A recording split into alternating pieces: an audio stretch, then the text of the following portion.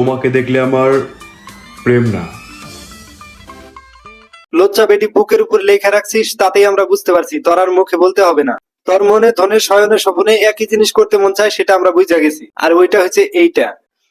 মানুষ টাকা খরচ করে জামা কাপড় কেনার জন্য, আর সবচেয়ে বেশি এনজয় করে জামা কাপড় ছাড়া ওই কি কইলো রে? ও কি কইলো?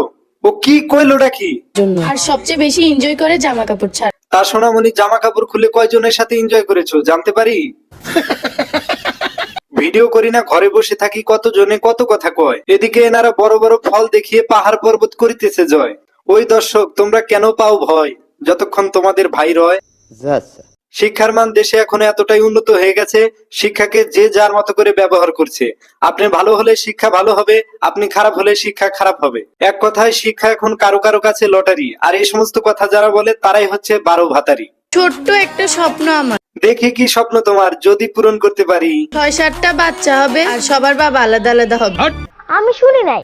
আবার বাচ্চা হবে, আর সবার বাবা আলাদা আলাদা হবে। হ্যাঁ, একেই বলে 12 ভাতারি। আর 12 ভাতারিদের স্বপ্ন এরকমই থাকে। তবে এইখানে আমার কিছু কথা রয়েছে।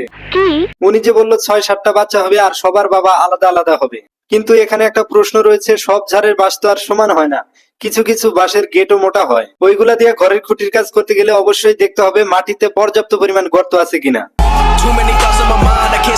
কালকে রাতে পাইছিলাম না মজা। হ্যাঁ, কিসের মজা? তোমার বাসি তো ছোট। কে জানতো ওই বাঁশি স্টেডিয়ামে বাজাইতে হবে। দেখেন, আমি যখন ভিডিও শুরুই করি নাই তখন থেকে এই মেয়ে টিকটকে অশ্লীল ভাবে ভাষা ব্যবহার করছে। ভাই, এখন আমি বড় হয়ে গেছি, আমার ছোট ভাইগুলো বড় হয়ে গেছে, কিন্তু এই মাইয়ার নোংরামি আর ছাড়ে নাই।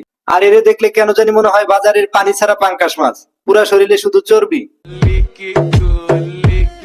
আহা, এটা কি? কুত্তার হাঁপানি উঠলে যেরকম করে না, মানে হাঁপানি ওঠার কারণটা কি? টিকটকে ভিউ বাড়ানো না অন্য কিছু? জানি না।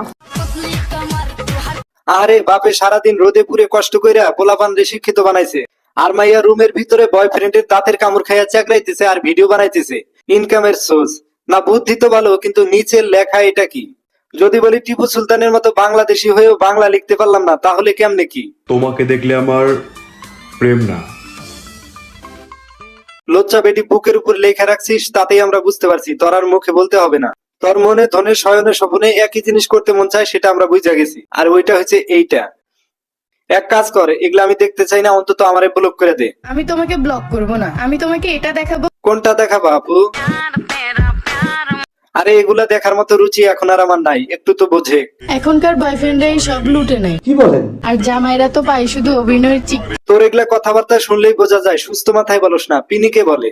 যখন গাঞ্জা খায় তখন এইসব ভুলভাল বলে, নেশা কেটে গেলে আবার সব ভিডিও ডিলিট করে দিয়ে আবার আগের মতো হয়ে যায়। আবার দেখবেন রমজান মাস আসলে এরাই আবার হিজাব পরে ভালো হয়ে যায়। উচিত কথা কইলে যে পিটন খাইতে হয়, এটা আমরা ভালো করেই জানি। পেটাতে হবে না, চলে যাচ্ছি। তো ভিডিওটি যদি ভালো লাগে অবশ্যই একটি লাইক করবেন। আল্লাহ হাফেজ।